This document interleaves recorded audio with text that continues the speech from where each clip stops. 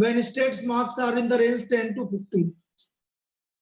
तो यदि 10 आपकी मैथमेटिक्स में आ रही है और 10 ही आपकी स्टेट में आ रही है, तो total 10 + 10 20 marginal conditional frequency distribution, 20 conditional frequency distribution बनेगी। ये कंडीशनल समझ में आया क्या बेटा कि कितने कंडीशनल बनेंगे? ठीक है, जैसे आपके मैं बोल रहा हूँ ना, जैसे 10 की है ना आपके पेयर आ गए तो 10 + 10 20 बनेंगे बेटा। अब 20 कैसे बनेंगे समझो। जैसे marks in mathematics when stat marks are in the range 0 to 5, marks in mathematics when stat marks are in the range 5 to 10, और इस तरह से 45 to 50। तो 10 इनके जो बन गए। अब उल्टा marks in statistics when mathematics marks are in the range 0 to 5, तो 10 इसके बन गए, तो ये 20 हो गया। और नंबर ऑफ सेल्स जितने बनेंगे, सेल्स का मतलब होता है इस तरह से, जैसा आपने ये बनाया बाइवेरिएट, ये सेल्स, तो 10 इधर है और 10 इधर है, तो 10 × 10, तो number of cells m × n। कितने सेल्स बनेंगे मतलब कितनी ऑब्जर्वेशंस आएंगी? 100 ऑब्जर्वेशंस। आ गया जी समझ में बाइवेरिएट फ्रीक्वेंसी डिस्ट्रीब्यूशन। तो ये पहला प्रॉब्लम बन सकता है कोरिलेशन रिग्रेशन। चलिए अब आते हैं हम कोरिलेशन। अब कोरिलेशन क्या है? दो वेरिएबल के बीच में कितना कोरिलेशन, कितना एक दूसरे के ऊपर इफेक्ट डालना, this is correlation.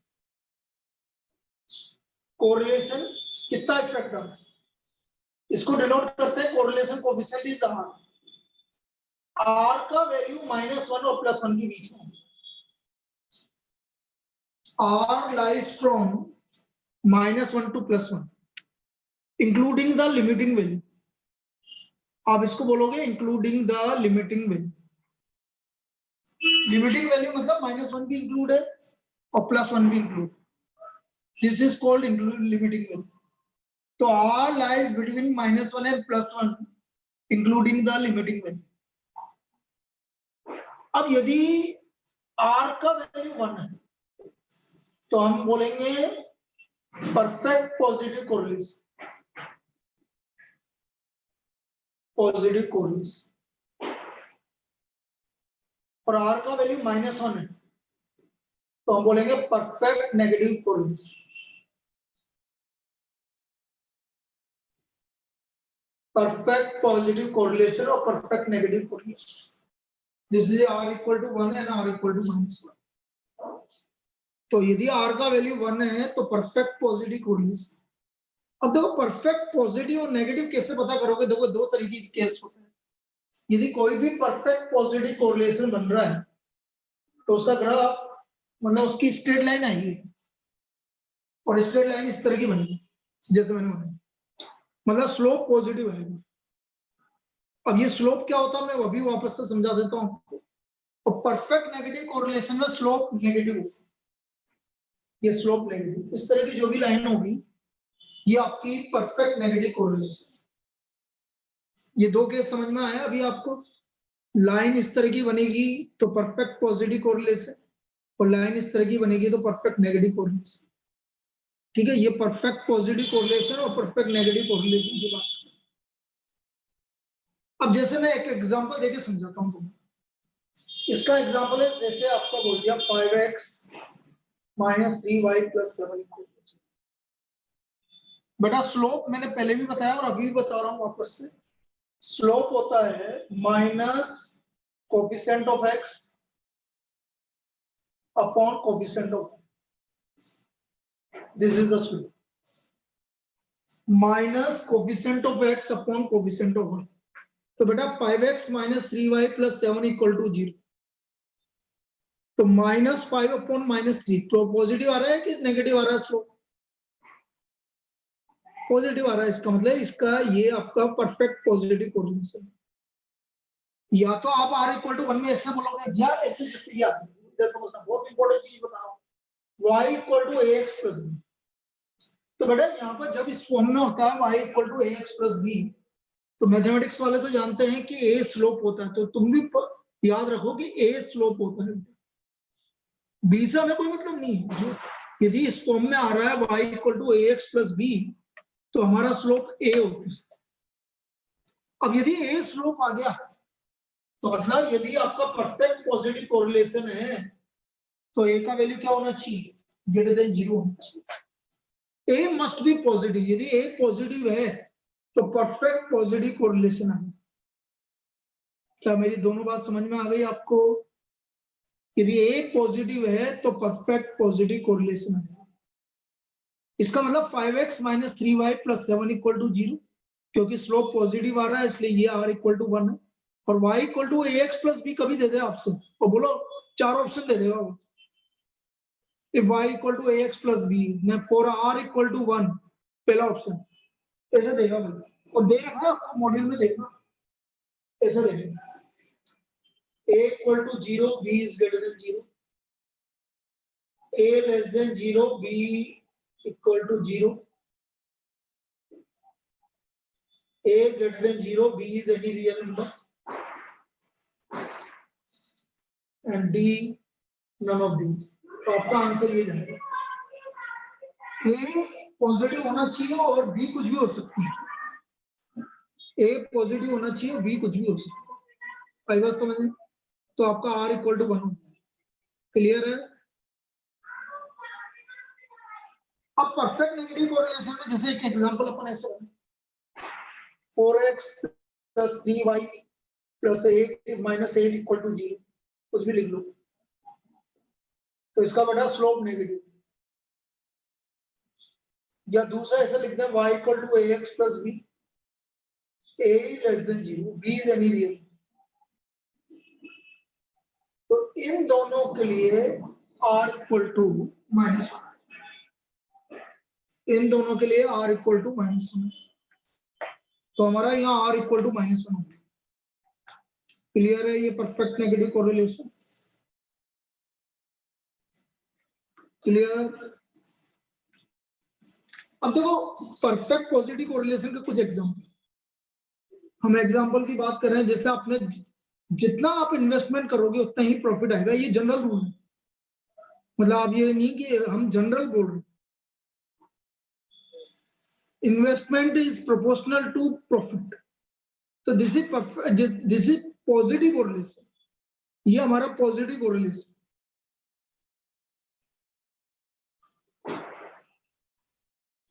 Sale of cold drink is proportional to summer या टेम्परेचर, जितना temperature is proportional to sale of cold drink, जितना टेम्परेचर बढ़ेगा उतना ही सेल ऑफ कोल्ड ड्रिंक होगी। Again this is perfect positive, perfect तो नहीं बोलेंगे, we will say profit positive correlation. तो जो डायरेक्ट, अच्छा टेम्परेचर, जितना टेम्परेचर ज्यादा होगा उतना ही पावर कंजम्पशन ज्यादा होगा, क्योंकि लाइट ज्यादा जलेगी, एसी चलेंगे और इस तरह चलेंगे। हम इंडिया की बात कर रहे हैं, तो this is again positive correlation. Negative correlation में आपका क्या, डिमांड एंड सप्लाई, क्या क्या होता है, क्या होता है बेटा नेगेटिव कोरिलेशन? सप्लाई के साथ कौन जाएगा negative correlation? Demand and price, price and demand. हाँ, price and demand are the, बिल्कुल सही है सब। परफेक्ट पॉजिटिव कोरिलेशन और पॉजिटिव कोरिलेशन में क्या डिफरेंस है भाई? परफेक्ट का मतलब है r इक्वल टू 1 होना चाहिए, मतलब आपकी बिल्कुल स्ट्रेट लाइन बनेगी मुस्कान। अब मैं ये नहीं बोल सकता कि बिल्कुल आपका जैसे टेम्परेचर बढ़ रहा है तो सेल ऑफ कोल्ड ड्रिंक बिल्कुल स्ट्रेट लाइन में जाएगा, तो मैं उसको परफेक्ट नहीं बोलूंगा। परफेक्ट तो ये है कि बिल्कुल स्ट्रेट लाइन बनेगी,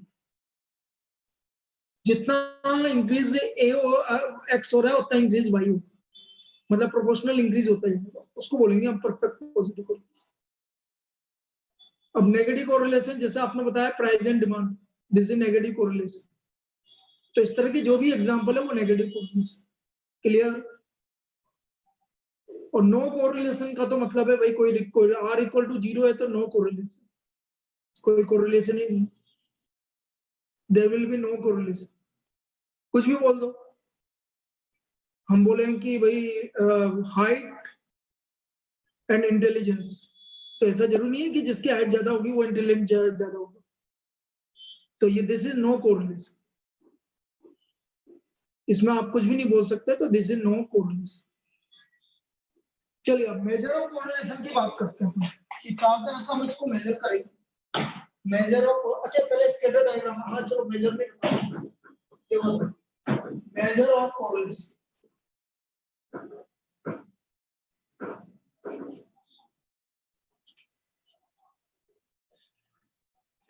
major of correlation,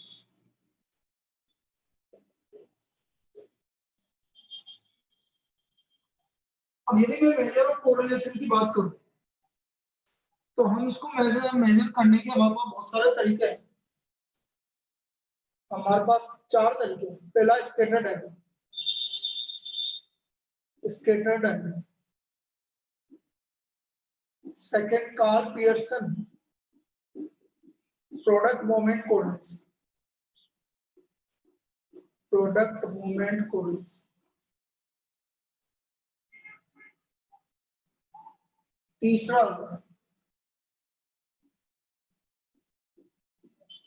Spearman rank correlation.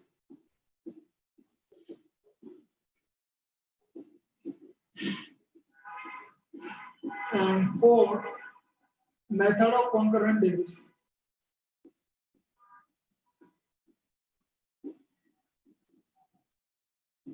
ये हमारे चार तरह के मेजर करने के तरीके हैं। इससे हम कोरिलेशन कोएफिशिएंट मेजर करेंगे। सबसे पहले मैं बात करूं scatter diagram method. Now scatter diagram method, इसमें आप क्या करते हैं कि जो भी वेरिएबल है, ये जो स्कैटर डायग्राम मेथड है ये आपका it is applied for,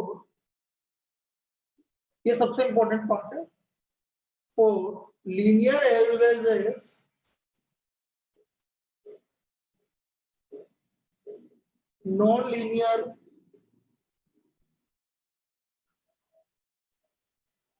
relationship of the two variables.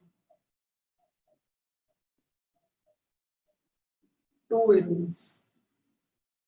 भाई दो वेरिएबल के बीच में लीनियर रिलेशनशिप है या नॉन लीनियर रिलेशनशिप है, दोनों में हम इसको यूज कर सकते हैं। It will used as it is applied for linear as well as non-linear relationship between two variables. ये सबसे इंपॉर्टेंट पार्ट है स्कैटर डायग्राम। मतलब किसी के लिए भी आप डायग्राम बना सकते हैं। अब इसमें क्या होगा कि जैसा डायग्राम बनाया मैंने, यदि आपका डायग्राम इस तरह का बना, आपने जो भी आपके पास डाटा आया उसको आपने किया, तो this is positive correlation, positive correlation. तो points lies from lower left to upper right. यदि पॉइंट आपके लोअर लेफ्ट से अपर राइट की तरफ जा रहे हैं तो हम इसको बोलेंगे positive correlation. Point lies from lower left to upper right, then it will be called positive correlation. और यदि ऑन द स्ट्रेट लाइन आ रहा है, जैसे मैं आपसे कभी ऐसे बोलूं, आपका डाटा इस तरह का है, तो point lies from on the straight line from lower left to upper right, then this will be r equal to 1, r equal to 1. Point lies, ये आ चुका है और straight line from lower left to upper, from lower left to upper.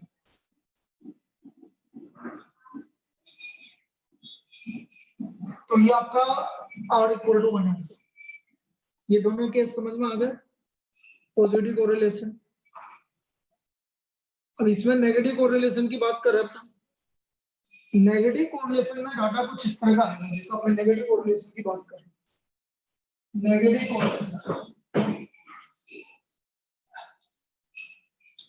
जैसा आपका data इस तरह का हो, ये आपका डाटा हो, तो r की वैल्यू -1 से 0 के बीच में लाएगा। This is negative correlation. Points lies from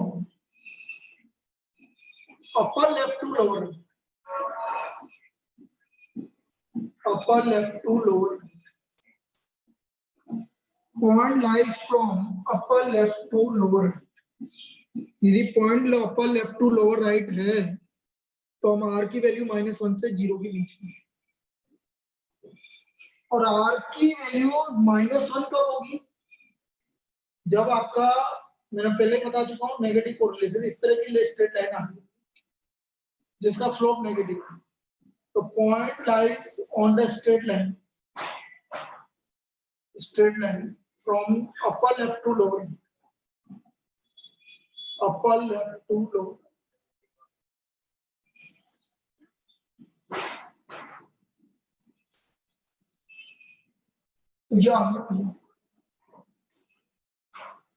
clear है? This measure of correlation. तो ये हमारा पहला स्कैटर डायग्राम मेथड होता है। इसमें कोई डाउट स्कैटर डायग्राम में? देख लीजिए। फिर मैं कार्ल पियर्सन पे आ रहा हूँ। Karl Pearson product movement correlation. Karl Pearson product movement correlation. अब इसको आता है क्वांटिटेटिव कैरेक्टरिस्टिक्स के लिए यूज में आता है। Quantitative characteristics of the variable having linear relationship. अब ये इसका ड्रॉबैक हो गया आपका भाई, क्वांटिटेटिव कैरेक्टरिस्टिक्स के लिए यूज में आता है जिसकी लीनियर रिलेशनशिप होती है। क्या बोलते हैं बेटा क्वांटिटेटिव कैरेक्टरिस्टिक को? एक और नाम होता है क्वांटिटेटिव कैरेक्टरिस्टिक्स का। क्या होता है? कौन सा डाटा कहलाता है? फर्स्ट चैप्टर क्या बताया था? ऑर्डिनल नहीं बोलते बेटा, पक्का ऑर्डिनल बोलते हैं। अरे रूपम एट्रीब्यूट तो क्वालिटी को बोलते हैं, कार्डिनल बोलते हैं। एट्रीब्यूट बोलते हैं ऑर्डिनल को, ऑर्डिनल या क्वालिटेटिव कैरेक्टरिस्टिक्स। हाँ, इसको तो बोलेंगे कार्डिनल डाटा। याद रखो, ये कंफ्यूजन मत हो। चलो कोई बात नहीं। सिमोनी लास्ट टेस्ट नहीं दिया था ना?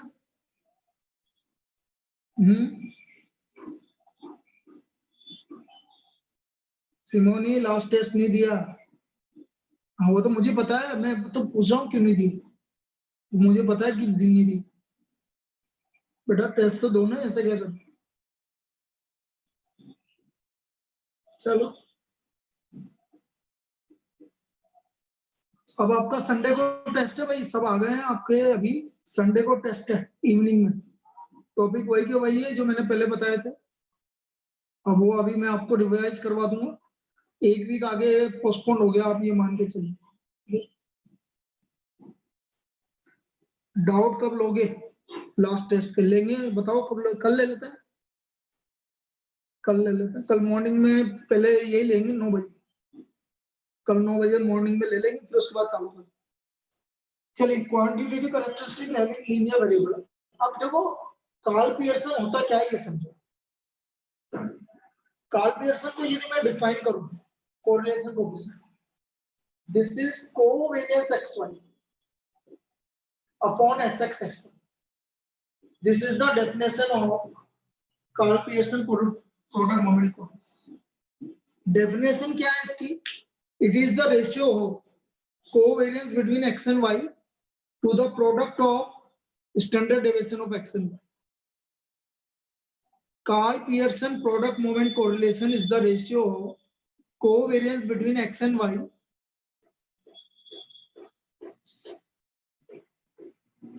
अरे बस पहले इधर पढ़ लो। It is the ratio of covariance between x and y to the standard deviation of x and y. कोई बात नहीं, पूजा तो होती रहेगी, ये भी एक तरह की पूजा ही है बेटा। हाँ तो अपन तो इवनिंग में लेंगे ना बेटा, जब रावण जल रहा होगा तो अपन इधर ये जलाएंगे, उसमें क्या बात। अपन तो 7 साढ़े 7 बजे करीब लेंगे आराम से। हाँ रावण संध्या को ही तो है।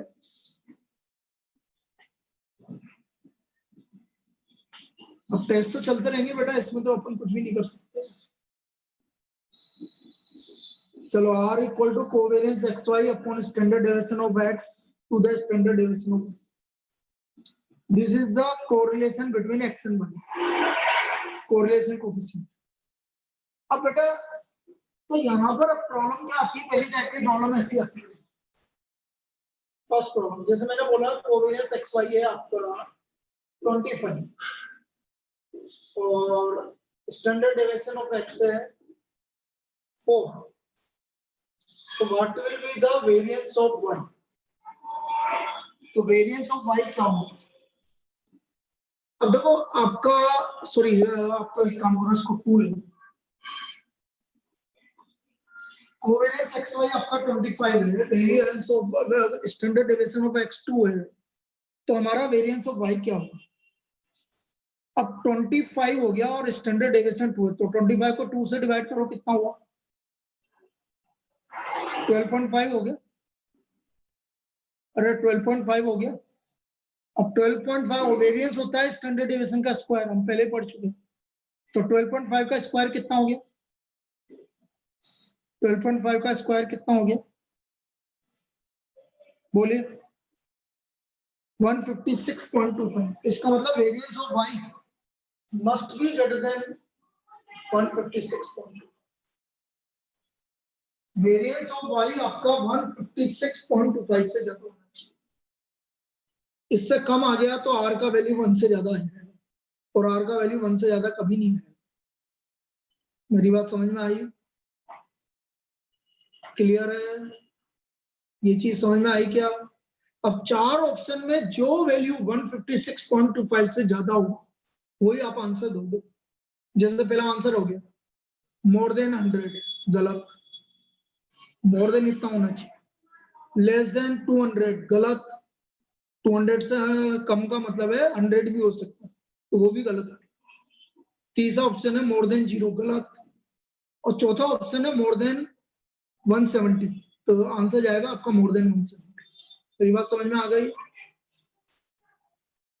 क्लियर है?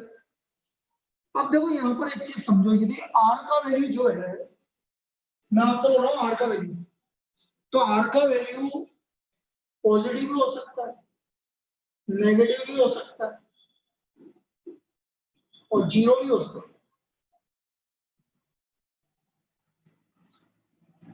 नेगेटिव 0 एंड पॉजिटिव, नेगेटिव भी हो सकता है, 0 भी हो सकता है, पॉजिटिव भी हो सकता है। तो ये तीनों वैल्यू किसके ऊपर डिपेंड करेगी कि कैसे नेगेटिव होगा, कौन नेगेटिव होगा वहां पर R में, तब जाके ये नेगेटिव होगा। क्या स्टैंडर्ड डेविएशन नेगेटिव होंगे कि कोवेरियंस नेगेटिव होंगे? बोलिए। R पॉजिटिव, नेगेटिव और 0 किसके ऊपर डिपेंड करेगा? R पॉजिटिव, नेगेटिव और 0 किसके ऊपर डिपेंड करेगा? कोवेरियंस के ऊपर डिपेंड करेगा, क्योंकि ये कोवेरियंस ही है जो पॉजिटिव भी हो सकता है, नेगेटिव भी हो सकता है, 0 भी हो सकता है। स्टैंडर्ड डेविएशन नहीं हो सकता। स्टैंडर्ड डेविएशन हमेशा पॉजिटिव होंगे, स्टैंडर्ड डेविएशन कभी नेगेटिव नहीं हो सकता, और 0 भी नहीं हो सकता यहाँ पर। तो स्टैंडर्ड डेविएशन क्लियर है? क्लियर है? मेरी बात समझ में आ गई? So it will totally depend, इसका मतलब साइन ऑफ या nature of correlation coefficient will be totally depend on the covariance between X and Y। Covariance between X and Y के ऊपर डिपेंड करेगी। क्लियर? ये चीज समझ में आ गई? बोलिए। नमन, नमन यही है ना क्लास में ही बेटा? हाँ ठीक। तो ये टोटल किसके ऊपर डिपेंड कर रहा है? R के कोवेरियंस XY के ऊपर डिपेंड कर रहा है। मतलब कोवेरियंस ही ऐसा वैल्यू है जो नेगेटिव भी हो सकता है, पॉजिटिव भी हो सकता है, और 0। अब कोवेरियंस का वैल्यू कैसे निकलेगा? भाई हम कोवेरियंस की बात करें, कोवेरियंस XY, इसका फॉर्मूला होता है बेटा sigma x minus x bar Y minus Y bar पहला formula sigma X minus X bar Y minus Y bar upon है deviation from the mean X का और वाई का डेविएशन फ्रॉम द मीन का multiple upon है जिसको आप dx बार और dy बार भी लिख सकते हो भाई ये क्या है dx bar deviation from mean dy bar तो ये हमारा पहला फॉर्मूला है कोरिलेशन और कोवेरिएंस xy को निकालना है ये क्लियर है अब इसका एक और फॉर्मूला होता है बेटा sigma xy upon N minus X bar bar ये इसका दूसरा फॉर्मूला इन दोनों फॉर्मूले में से किसी भी फॉर्मूले से आप कोवेरिएंस निकाल सकते हो सकता है वो आपको कोवेरिएंस निकालने के लिए दे दे ऐसा कोई जरूरी नहीं है कोवेरिएंस निकालने के लिए भी दे सकता हूँ कोवेरिएंस निकालने के लिए भी दे सकता है कि what is the covariance between x and जैसे मैं एक छोटी सी प्रॉब्लम की बात कर रहा हूँ कैसे मैंने आपसे बोल दिया एक्स और वाई दो वेरिएबल है 5 7 3 यहाँ पर 8 6 14 14 और 7 अब मैंने एक्स बार निकाल लिया अब मुझे इसका वैल्यू निकालना है मुझे इसका कोवेरिएंस निकालना है तो इसका मीन तो निकालना पड़ेगा भाई सबका 7 5 12 3 15 डिवाइड बाय 3 5 7 तो मैंने निकाल लिया x minus X bar 0 2 minus 2 y minus Y bar 1 minus 1 0 now x minus X bar y minus Y bar 0 minus 2 0 दोनों का एडिशन माइनस 2 तो हमारा कोवेरिएंस xy आ गया आपका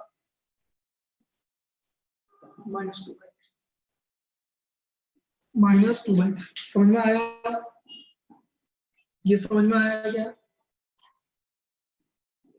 इस तरह की प्रॉब्लम बन सकती ज्यादा वैल्यू नहीं दे 2-3 वैल्यू दे दे और आपसे बोला बताओ उसका कोवेरिएंस क्या होगा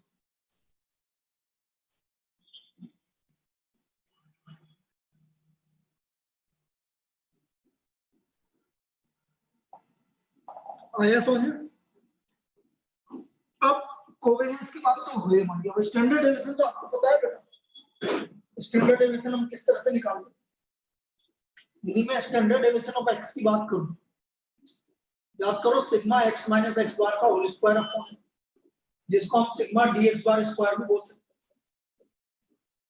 या दूसरा formula sigma x square upon n minus X bar ये दो फॉर्मूले थे भाई standard deviation These are the formula to find out the standard deviation between two variables. कोई भी दो वेरिएबल के बीच में स्टैंडर्ड डेविएशन निकालने के तरीका क्लियर है ये अब जब स्टैंडर्ड डेविएशन ऑफ x ऐसे निकलेगा तो y भी ऐसे निकलेगा यदि मैं स्टैंडर्ड डेविएशन ऑफ y की बात करूं तो ये आ गया आपका सिग्मा y माइनस वाई बार का होल स्क्वायर अपॉन n या सिग्मा dy बार का स्क्वायर अपॉन n या दूसरा formula sigma y square upon n minus y बार का तो ये हमारा स्टैंडर्ड डेविएशन ऑफ x और y का क्लियर तीनों फॉर्मूले क्लियर है covariance standard deviation of x standard deviation of y बोलिए बेटा बताइए बोलो कहां चले गए सब यही है ठीक है अब देखो ये तो हमारा फॉर्मूला हो गया ये देखो जो आपका कोरिलेशन है कैलकुलेशन ये टोटली फॉर्मूले पे डिपेंड कर रहा है बेटा यदि आपको फॉर्मूले याद है तो डायरेक्ट फॉर्मूले सब्स्टिट्यूट करना है प्रॉब्लम बिल्कुल डायरेक्ट आती है तो मैंने पहला फॉर्मूला बता दिया आपको दूसरा फॉर्मूला निकला उसी से ये direct n sigma xy minus sigma x sigma y upon under root n sigma x square minus sigma X का whole square and sigma Y square minus sigma Y का होल स्क्वायर। निकला इसी से ही, निकला इसी से ही।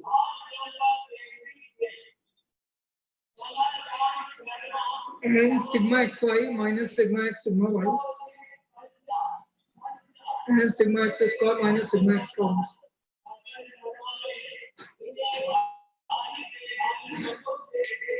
देखो इसको,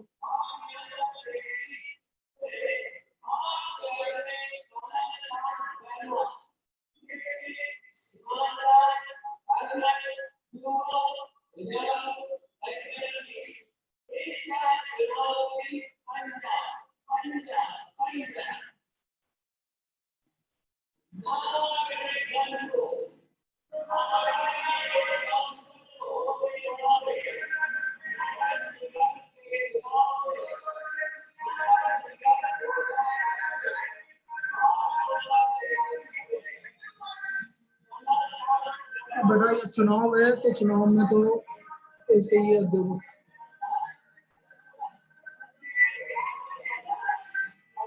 दो मिनट के लिए रुक जाओ।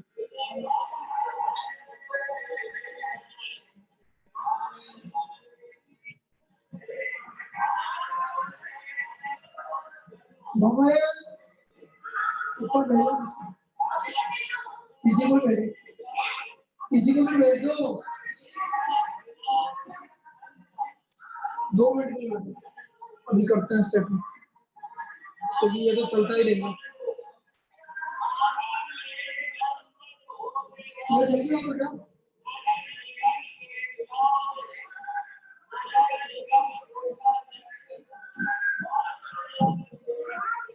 ये इधर लाओ, इसको थोड़ा इधर इधर इधर इसका और इसका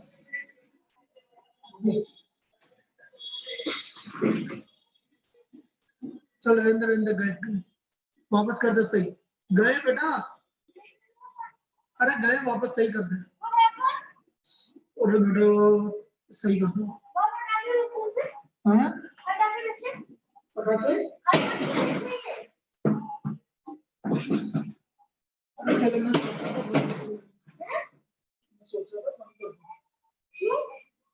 आवाज नहीं है, लेकिन अपनी अपनी चलिए बेटा देखते।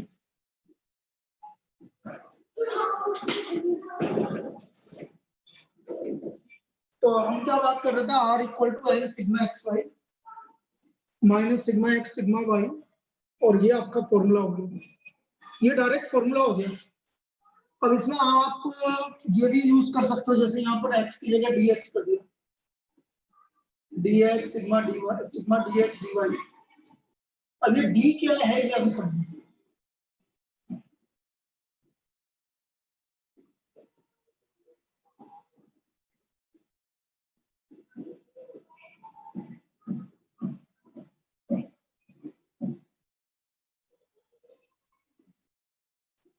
अब ये d का मतलब क्या है, d का मतलब क्या होता है कि जब वैल्यू बड़ी आ जाए, बहुत बड़ी वैल्यू आ जाए, जैसे x और y इस तरह का,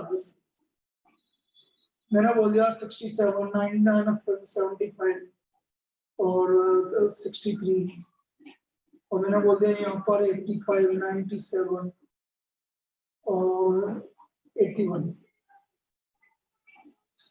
अब मुझे इनका मीन निकालना है तो आर निकालना है। अब इसका आर निकालेंगे तो बड़ा लेंदी हो जाएगा, तो इसमें क्या करेंगे, आप अपना अज्यूमिंग मान, जैसे मैंने 67 को अज्यूमिंग मान और इधर भी 85 को मान, तो मैं इससे आपको क्या करूंगा, कितना वेरिएट कर रहा है। तो ये मैंने dx निकाला और ये मैंने dy निकाला, 0, 8, 12 dx माइनस 4, ये आपका dx है। कोई दिक्कत है इसमें, कोई दिक्कत? अब इधर dy निकालिए अपना 85 से 0, ये भी आपका 12 हो गया और ये हो गया माइनस। अब dx dy निकालिए, 0 96 60 dx स्क्वायर 0 64 60 dy स्क्वायर 0 144 60 और इनको सम कर दिया सिग्मा dx dy हो गया आपका 96 और 102 ये हो गया 80 और ये हो गया 160 फॉर्मूले में लगा दिया n कितने 3 सिग्मा dx dy कितना है 112 माइनस सिग्मा dx कितना है सिग्मा dx से 4 और सिग्मा dy कितना है 8 फिर आपका हो गया n 3 सिग्मा dx स्क्वायर हो गया आपका 80 माइनस सिग्मा है dx 4 का स्क्वायर 3 इंटू 160 माइनस 8 का होल स्क्वायर। इसको सोल्व करोगे तो आपका आ रहा है, इसको सोल्व करते ही आपका आ रहा है। समझ में आया कि ये मैंने कैसे निकाला? ये समझ में आया क्या? कोई भी एक अज्यूम मीन मान लो और उससे सोल्व करो। क्लियर है बेटा? ये तो जब बड़ी वैल्यू होती है तब हम इस तरह से करते हैं। यदि मैं डायरेक्ट करता तो बहुत लेंदी हो जाता, लेकिन अब क्या मैंने क्या करा, कोई भी अज्यूम मीन मान लिया और उससे कितना डेविएशन, ये हमारा सेकंड फॉर्मूला। क्लियर बेटा? किसी को दिक्कत है इसमें? अब देखिए थर्ड फॉर्मूला भी इससे बना है, पहले वाले मेथड से। कैसे बना है समझते हैं।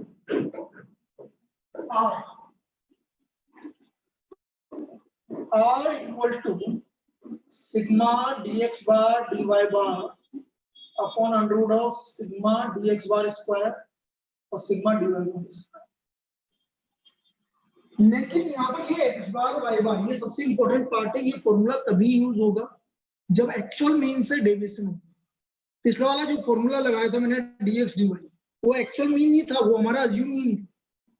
यहाँ पर dx बार का मतलब है deviation from actual mean, deviation from actual mean. आई बात समझ में? क्लियर है? ये दोनों में अंतर है बेटा, deviation from actual mean and deviation from assume mean. Assume mean के लिए तो आपको सेकंड वाला फॉर्मूला यूज करना पड़ेगा, लेकिन एक्चुअल मीन से डेविएशन गिवन है तो हम थर्ड वाले को यूज कर सकते हैं। जैसे एक प्रॉब्लम कर रहा हूं, किस तरह की प्रॉब्लम आती है वो देखिए।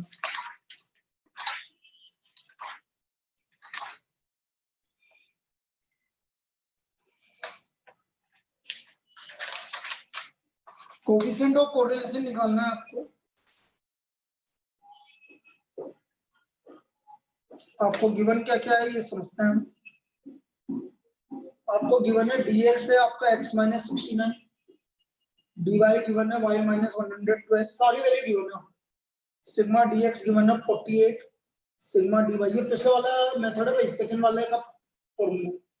सिग्मा dx स्क्वायर गिवन है आपको 1530, सिग्मा dy स्क्वायर गिवन है आपको 3468 और सिग्मा dx dy गिवन है आपको 2160 और n इक्वल टू 8। ये हमारा जो सेकंड फॉर्मूला यूज किया था, तो यहाँ पर आपका सेकंड फॉर्मूला यूज होगा, थर्ड वाला नहीं होगा। थर्ड वाला एक्चुअल मीन से, वो डेविएशन नहीं है, सेकंड वाला अज्यूम मीन है। तो यदि मैं इसका r निकालूं तो 8 sigma dx dy 2160 minus sigma dx 48 sigma dy 102 under root of 8 sigma dx square 1530 minus sigma dx 48 का स्क्वायर। कैलकुलेशन ज्यादा होगी लेकिन इस तरह की प्रॉब्लम आ सकती है, आप ये मना नहीं कर सकते कि इस तरह की प्रॉब्लम नहीं है। ये आपका वैल्यू होगी। चलो ऊपर वाला सोल्व करके बताओ, ऊपर वाली की वैल्यू क्या आ रही है, न्यूमरेटर क्या आ रहा है ये बताओ मुझे जल्दी से। 8 इंटू 2160 माइनस 48 इंटू 102, सब्ट्रैक्ट करने पर r का वैल्यू क्या आ रहा है, ऊपर वाला वैल्यू क्या आ रहा है न्यूमरेटर। अभी देखो कैसे सोल्व करते हैं, सोल्व करने में भी दिक्कत नहीं आनी चाहिए। ऐसा नहीं कि मैं थोड़ा सा ना वो बोलूंगा कि अरे निकाल लेना तो फिर तुम भी ऐसे करो, तो अभी निकाल के बता रहे हैं। r क्या हो रहा है 12384, ठीक है। तो ऊपर तो आ गया 1238, बेटा इसका स्क्वायर रूट निकाल के बताओ पूरा सोल्व। इसकी वैल्यू कितनी आ रही है पूरे की स्क्वायर रूट के साथ। 8 इंटू 1530 माइनस 48 का स्क्वायर और उसका स्क्वायर रूट कितना आ रहा है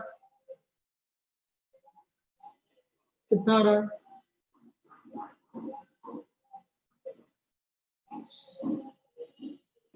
एट मल्टीप्लाइड बाय 1530 माइनस 48 का स्क्वायर। बोलिए बेटा।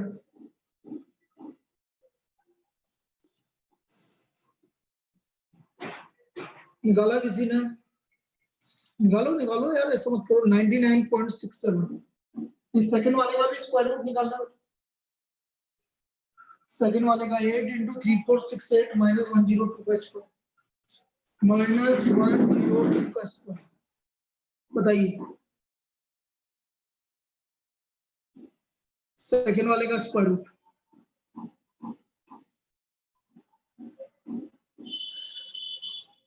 क्या आ रहा है?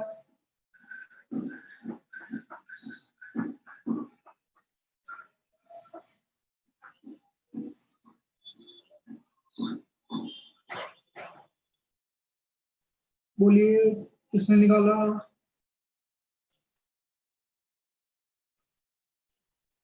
131.68। अब टोटल आपको इन दोनों को मल्टीप्लाई करने पर निकालो कितना। टोटल निकालो कितना।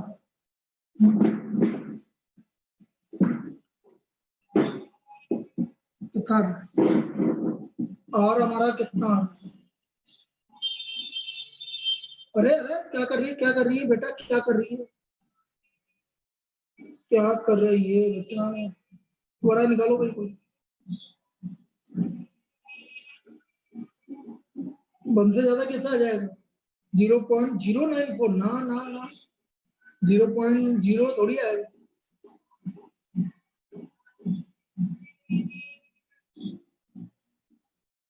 हाँ सब गलत बता रहे हो। 0.94 जरूर आ सकता है। 0.94 मानने लायक बात, उसके आसपास का आंसर है। ठीक है, ये इस तरह से निकालने का तरीका।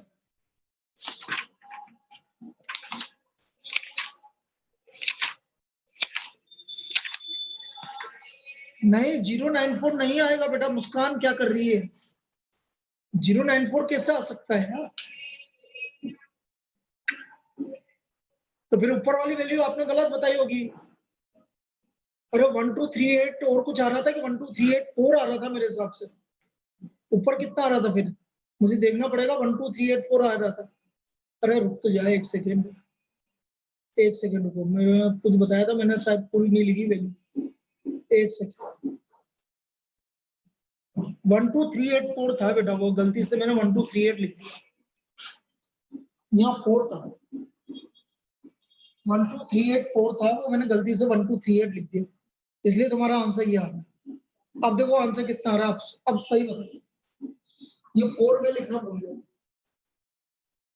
बताइए कितना?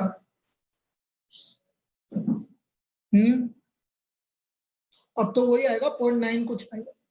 0.94। हाँ ठीक है ना, वो है। ठीक, चलिए। अब मैं जो ये थर्ड वाले मेथड की बात कर रहा था, थर्ड वाले पर प्रॉब्लम किस तरह की आ चुकी है। थर्ड वाले पर भी प्रॉब्लम आ चुकी है।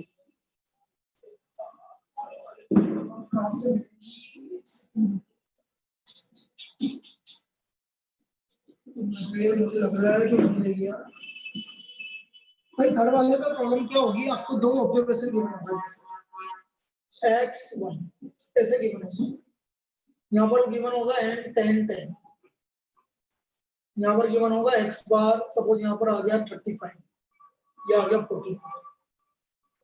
फिर आपको यहाँ जो होगा deviation from mean, deviation from mean यहाँ पर गिवन है, सपोज आपका 48। सम ऑफ डेविएशन फ्रॉम यहाँ पर हो गया 64।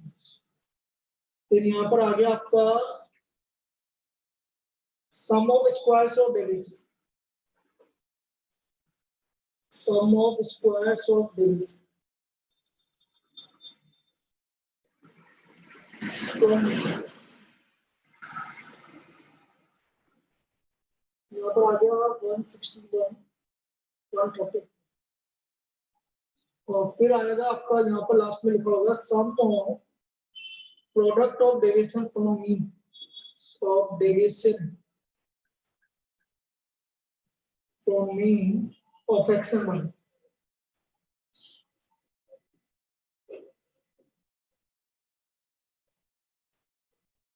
वन 135 या 153.9 175.73। अब मुझे इसका आर निकालना है, अभी चेंज कर देंगे यदि कोई गिवन वैल्यू, लेकिन आएगा इस तरह का।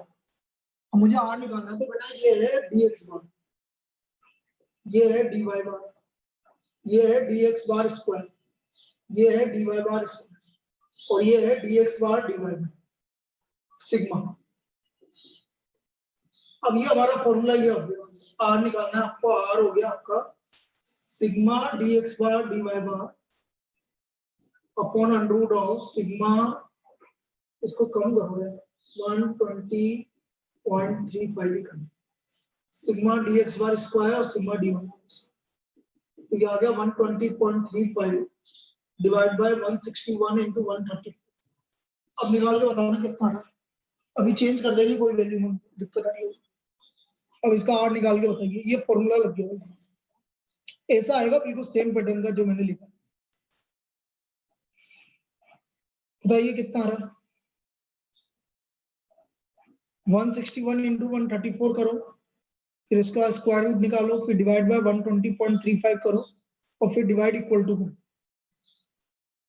वो हमारा आ रहा है 0.819, बिल्कुल सही है, ये इसका आंसर 0.8। तो समझ में आया कि जो आपका थर्ड वाला फॉर्मूला है वो ऐसे यूज में, जब इस तरह की प्रॉब्लम आएगी तब जाके आप थर्ड वाला फॉर्मूला यूज करोगे। क्लियर है? क्लियर? ये थर्ड वाला पैटर्न क्लियर है?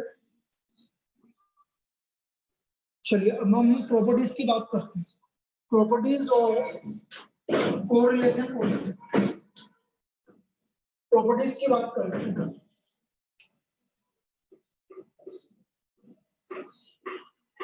पहली प्रॉपर्टी मैंने बताई थी आर की वैल्यू -1 और +1 के बीच में, तो r lies between -1 and +1 including the limiting values, हम इसको बोलेंगे including the limiting values.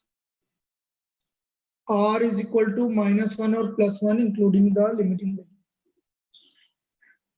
Second, अब जो सेकंड है कि correlation coefficient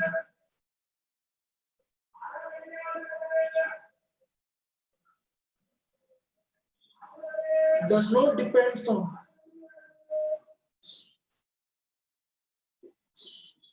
origin and scale factor,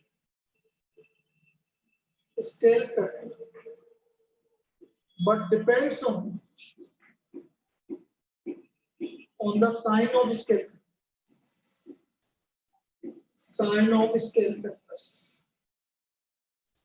If u equal to x minus a upon b and v equal to y minus c upon b, now these are the scale factors.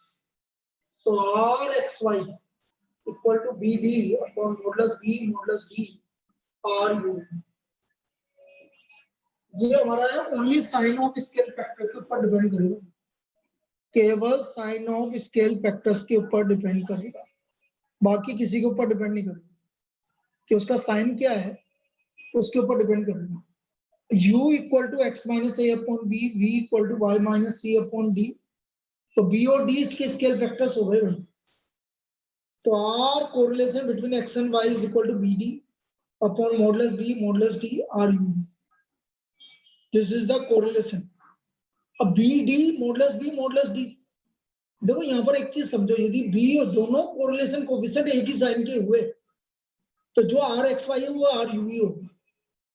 एक ही sign का मतलब है या तो दोनों positive है या दोनों नेगेटिव। कैसे? यदि r दोनों पॉजिटिव होगा तो bd मॉडुलस b भी b आएगा क्योंकि पॉजिटिव है, तो मॉडुलस d भी d आएगा पॉजिटिव, तो दोनों सेम हो जाएंगे। और दोनों नेगेटिव है तो नेगेटिव नेगेटिव मल्टीप्लाई होकर पॉजिटिव हो जाता है। तो यदि आपके दोनों कोरिलेशन कोएफिशिएंट, मेरी ये जो स्टेटमेंट बोल रहा हूं, बाकी कल करेंगे इस पे प्रॉब्लम, लेकिन मैं क्या बोल रहा हूँ समझो। दोनों कोरिलेशन कोएफिशिएंट एक ही साइन के हैं तो दोनों का कोरिलेशन सेम होगा। Correlation between x and y is equal to r correlation between u and, और यदि दोनों कोरिलेशन कोएफिशिएंट आपके जो आपके स्केल फैक्टर्स जो है यदि डिफरेंट साइन के हैं तो ये भी डिफरेंट आएंगे, एक पॉजिटिव है तो दूसरा नेगेटिव होगा, या एक नेगेटिव है तो दूसरा पॉजिटिव। क्लियर है? कल करेंगे इसको। क्लियर है? ये सेकेंड प्रॉपर्टी क्लियर है? तो कल कंप्लीट हो जाएगा, कल अपना रिग्रेशन भी कंप्लीट हो जाएगा, उसमें नहीं होगा तो फिर एक्स्ट्रा क्लास लेंगे, लेकिन टेस्ट से पहले सब रिवाइज करवा दूंगा। ठीक है, चलिए 12 बजे मिलेंगे।